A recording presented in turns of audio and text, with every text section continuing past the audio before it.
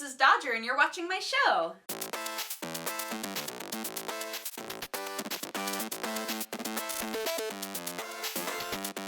Three, two, one, ready, go! So this is not normally where I make this show, but unfortunately I left my camera here over the entire week and then realized, oops, I need my camera in order to make my show, so I'm making it from my office today. This is what my office looks like from beyond the monitors. But yeah, I was at Anime Expo for this entire weekend, so I'm pretty knee-deep in NEWZ right now, but I'm willing to make the mental switch to talk about video games. It's just, just know that part of my brain is elsewhere thinking about the first episode of Dragon Ball Super and how great it was. Also, if you hear Jesse yelling about stuff, it's because he is also doing things in his office, which is beyond this wall. So you might hear a Jesse voice just like, come out from the sides at some point. But anyway, let's get into gaming news. So this first one actually happened like a week and a half ago, but I was on a romantic getaway and Chad made a comic book news episode, so never really addressed it on this show, but I wanted to talk about it just very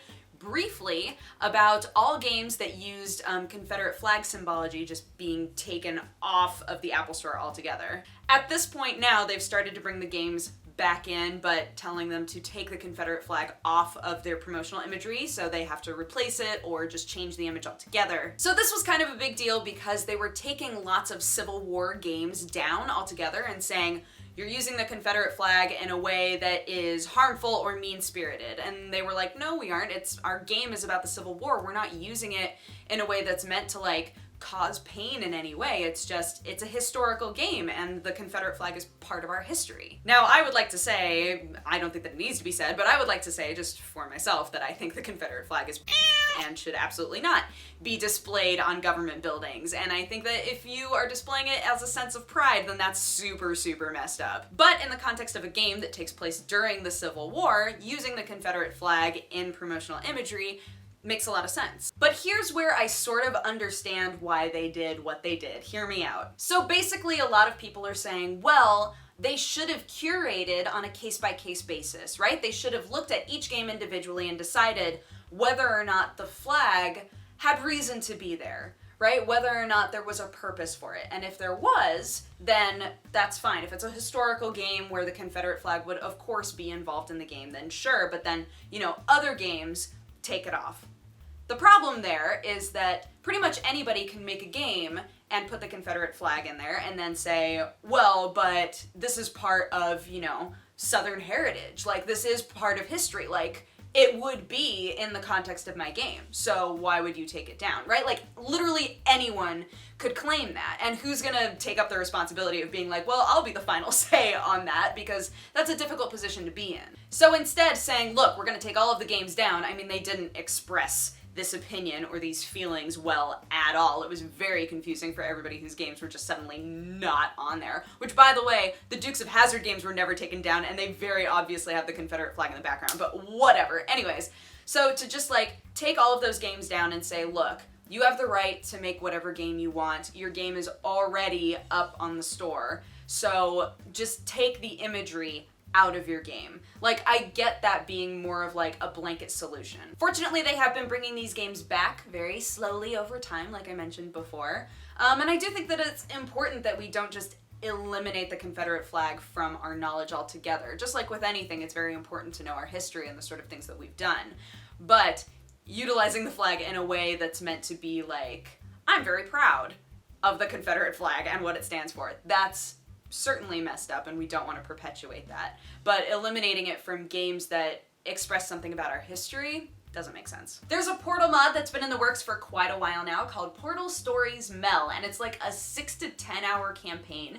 It's been marketed as just a mod, which I guess it is, but it's literally a fan-made campaign that looks awesome. It's about a girl named Mel who meets a little personality core that we haven't met before, and then tries to basically save the Aperture facility because, in the context of the storyline, Cave Johnson was doing all sorts of weird stuff at Aperture Science Facility. So I think it's basically like you are trying to use puzzles and such to face this unknown enemy that was originally developed by Cave Johnson. The puzzles are supposed to be just a little bit harder than Portal 2, so if you're like me and you loved Portal 2, of course loved Portal 1, and have wanted to just like scratch that itch, it looks like this is gonna be just the right sort of thing. The only thing that the community seems to be a little bit concerned about is voice acting, like whether or not the voices and the music are going to be super cringy. Typically they have, good music in these sort of mods, but sometimes if you have full voice acting, the voices are just like so bad. So hopefully the voices are good and add to the atmosphere of the game rather than taking you out of it, much like I do with pretty much everything I ever make. It looks really cool. I'm really, really, really excited to play it. And there's a trailer, so I will link you in the description if you would like to check it out and see if it looks like something you would want to play. Did you know that you can play unranked Starcraft 2 multiplayer for free? Most people don't. There is a version of Starcraft 2 called the Starcraft 2 Starter Edition. You've been able to get it for a long time now, and you can basically play any sort of custom match that you want as long as it's unranked. So you can use all of the units from all of the different iterations of Starcraft 2. You just can't play ranked games. Blizzard, I guess, has been super, super frustrated because people contact them all the time saying, when are you gonna make Starcraft 2 free to play? Huh? Even just like multiplayer at least. And they're like, we did that. Like, you can't play ranked, but we made it so that you can play this game with your friends and make all sorts of cool stuff. Like, do pretty much anything that you want aside from play the campaign mode and ranked multiplayer. Like, it kind of makes sense. From my perspective, I think one of their big problems is that they're calling it the StarCraft 2 Starter Edition, right? They're making it sound like, here's a demo of the game, which you would look at and go, oh, obviously that's free, right? But like, it's not a demo. It's like so much of the game already that you can be playing for free. And if you wanted the campaign, great. You can pay the money in order to play the campaign and do ranked matches. But I mean, if literally all you want to be able to do is just play StarCraft 2 with your friends, you can do that for free. Blizzard has always been kind of terrible about that. Like when WoW made it so that you could get to level 25 free to play, I don't know anybody who knew about that for the longest time. Like, eventually you started to see little ads and things that would be like, free until level 25, and I was like, oh, I didn't know that, right? For some reason, as much money as they put into promotions for all of their games, like, this element of promotion didn't really get to us. And you might think to yourself, well, obviously, because they don't want you to know about the elements of the game that you can get for free, they want you to think that you have to pay for the whole game in order to be able to play it. But I would say that, especially with something like StarCraft 2, which unfortunately is kind of like a dying strategy game, right? Like, the StarCraft community has been just plateaued for a really, really long time. And I think with people dropping off and playing more and more MOBAs, they would want to encourage you to play the game even in a free-to-play scenario. So I don't think that it's really mean-spirited in that way, especially with StarCraft.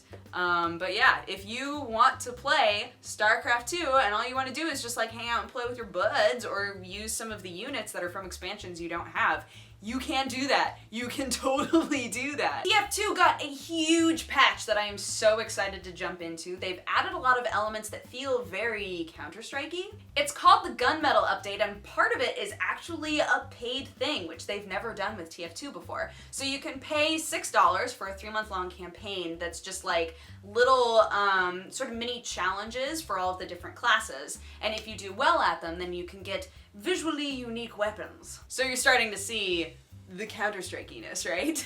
Like, no two weapons are the same, they're all gonna look totally different, and then you can trade them, and blah, blah, blah, blah, blah. So they're developing that sort of a system within TF2 because it's done so well for Counter-Strike.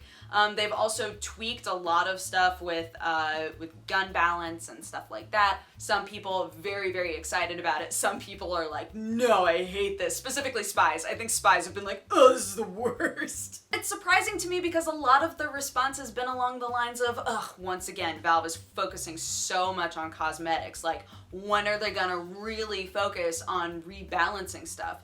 But they did a lot of that too. Like, this patch is pretty huge. And I understand why they do that, because from your perspective, it might be along the lines of, well, why aren't they just putting out smaller patches all the time? Like fixing things, rebalancing things, like keeping stuff relevant and changing all the time. But I think that it feels a bit more beneficial in terms of getting people like invested in the game and involved in the game. It feels more beneficial to have a huge patch that has a lot to it to make people go, oh my gosh, there's so much new stuff to experience, right? Rather than it being like, oh, there's another patch, you know, there's not going to be that big of a difference, so I'm not in too much of a hurry to experience it. TF2 has been around for, what, 8 years, and people still love it so much, and they still do, you know, these big campaigns with it, but having a big patch that changes a lot of stuff does not happen very often, especially one that involves something like this gunmetal update. So yeah, if you're interested in that, it's $6. It's going to be 3 months long again, and Counter-Strike stuff. If you're into Counter-Strike stuff, if you like dem weapons, then get on it. As far as I know, there's no other way to get those weapons. Like, you have to be doing the gunmetal stuff in order to earn the weapons that are all like multicolored and whatnot.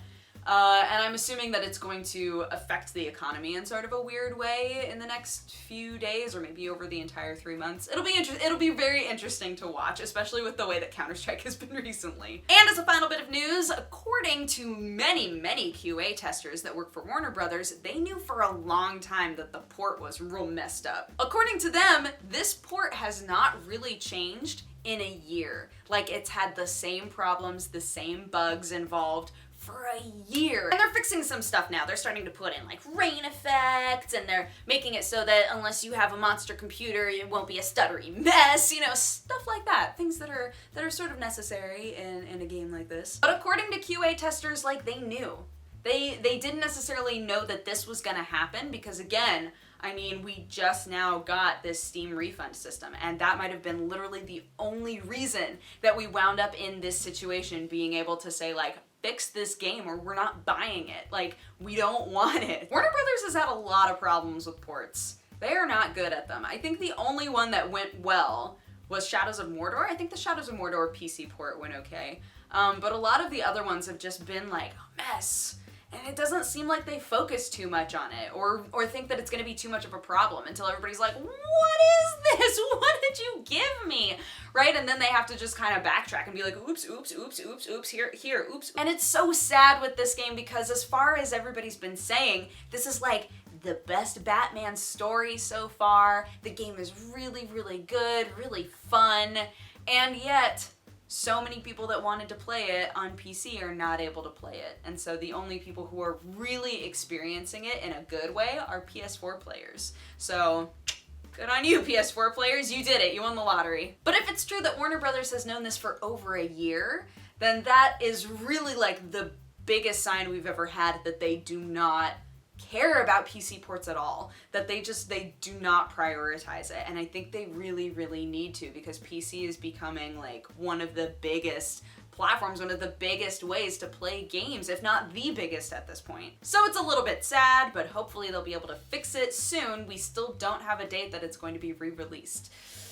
But once it is, that's when I'll touch it. I wanted to round this off on like 5 topics because I wanted to give you guys a little update. So Coffee Time will be coming back probably week after next.